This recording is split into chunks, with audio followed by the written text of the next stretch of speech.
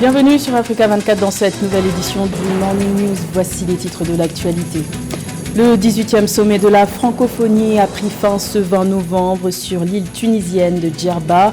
Un rendez-vous international au cours duquel la Rwandaise Louise Mushikiwabo a été reconduite sans surprise au poste de secrétaire général de l'OIF pour un mandat de 4 ans.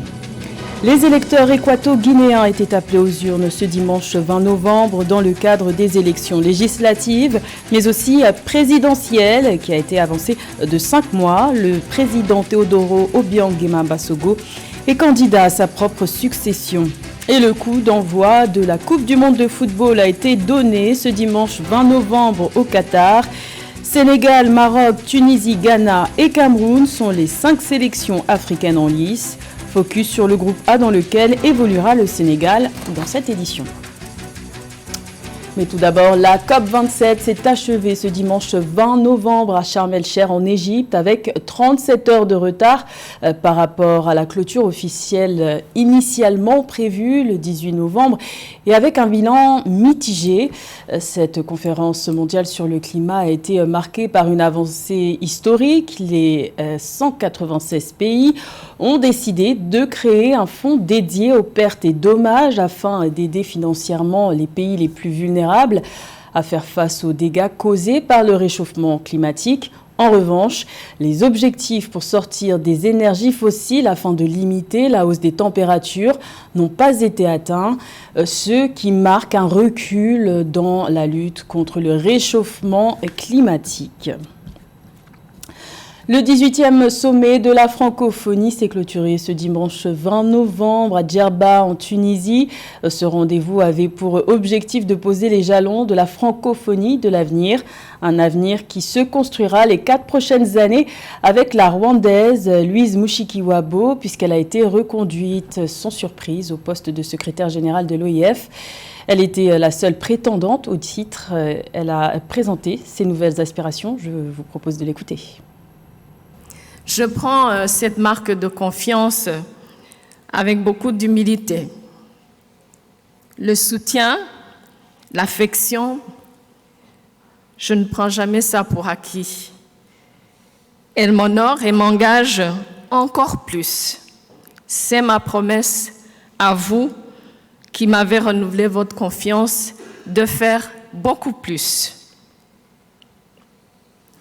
Je continuerai à mettre toute mon expérience et mon énergie au service de notre organisation des populations francophones, surtout puisque nous voulons être beaucoup plus une organisation qui répond, qui est présente auprès de ses citoyens. Je m'attellerai à la mise en œuvre des décisions qui ont été prises à Djerba, signalant la francophonie de l'avenir. Également dans l'actualité, le Niger accueille depuis ce dimanche 20 novembre la semaine pour l'industrialisation de l'Afrique dans sa capitale Niamey. 2 sommets extraordinaires des chefs d'État et de gouvernement de l'Union africaine s'y tiendront jusqu'au 25 novembre. Le premier sera placé sous le thème « Industrialiser l'Afrique », renouveler les engagements en faveur d'une industrialisation et d'une diversification économique inclusive et durable. Le second sera axé sur la ZLECAf, la zone de libre-échange continentale africaine, créée ou plutôt entrée en vigueur en janvier 2021. Plus de 20 dirigeants du continent et près de 2600 participants y sont attendus. Notons que la semaine de l'industrialisation de l'Afrique est célébrée chaque 20 novembre depuis 1989. Ce dimanche 20 novembre était un jour d'élection en Guinée équatoriale. Les électeurs étaient appelés aux urnes dans le cadre des scrutins législatifs mais aussi présidentiels.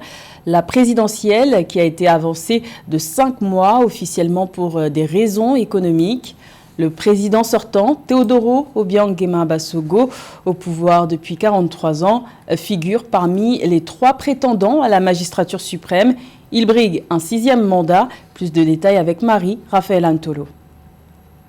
Ce dimanche 20 novembre 2022, les citoyens équato-guinéens se sont rendus aux urnes pour l'élection présidentielle, les législatives, les sénatoriales et les municipales. Pour l'élection à la tête de l'État, le président Teodoro Obiang-Nguema, au pouvoir depuis 1979 et qui revendique la stabilité actuelle de ce pays d'Afrique centrale, brigue un 6e mandat. Il a pour adversaire Buenaventura Monsou du parti de la coalition sociale démocrate et Essono Ondo Andrés, président du parti de l'opposition Convergence pour la démocratie sociale. Le parti au pouvoir se taille la part du lion, le PDGE, qui a un contrôle total sur l'Assemblée nationale et le Sénat.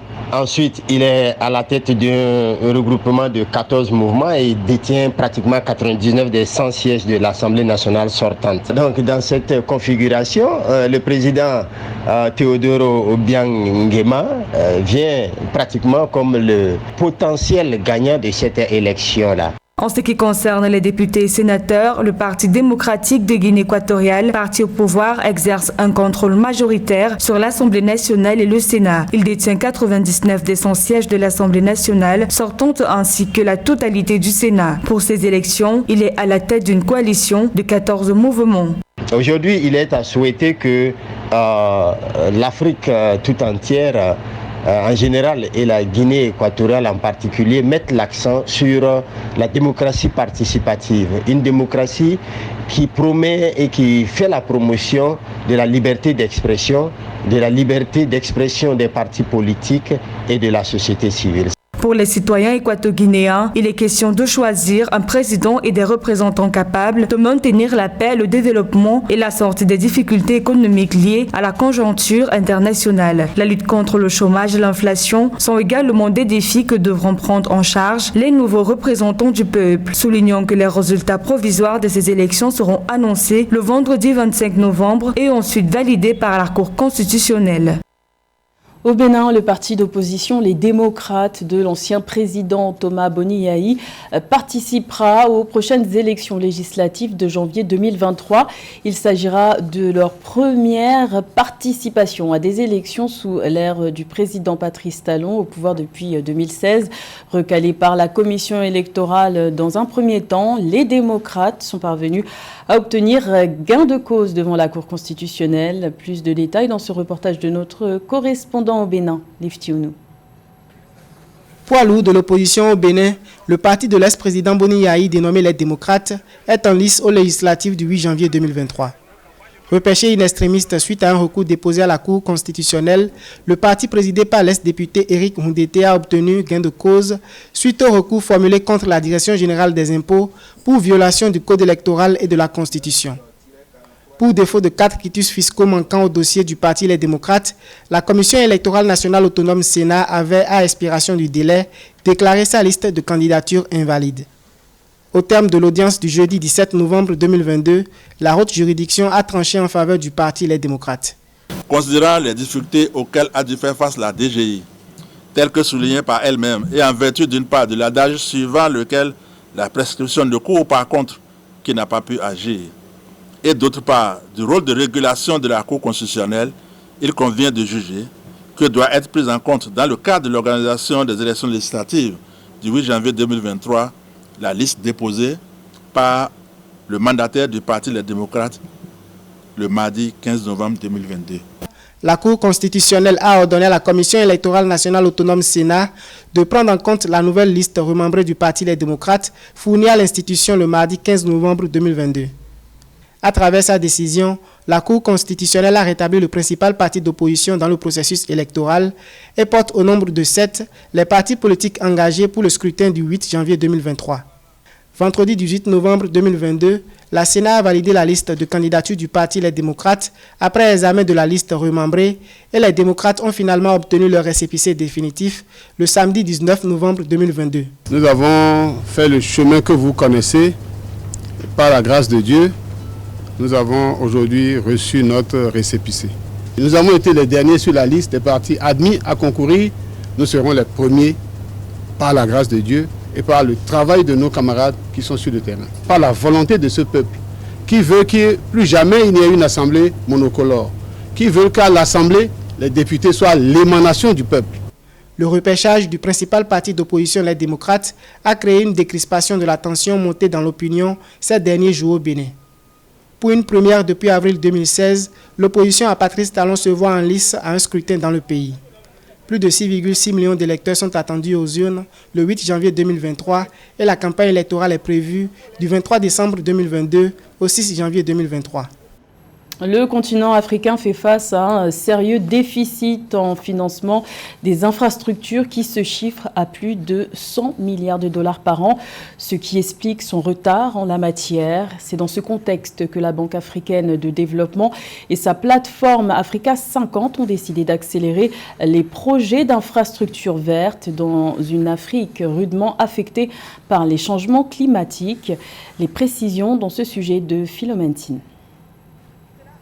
La Banque africaine de développement, BAD, et Africa 50 poursuivent leur volonté de créer une alliance pour l'infrastructure verte en Afrique. Ainsi, Africa 50, qui est un fonds d'investissement créé par la banque et dédié aux infrastructures, entend catalyser des projets d'infrastructures bancables et plus écologiques à grande échelle et rapidement en Afrique.